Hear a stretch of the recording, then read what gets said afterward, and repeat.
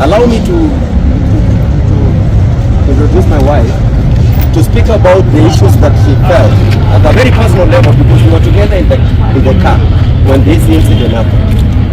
Thank you so much. My name is John, and I can say I'm still traumatized at this time because we were from church, as is usual, every Sunday we go to church, and we had plans for the day.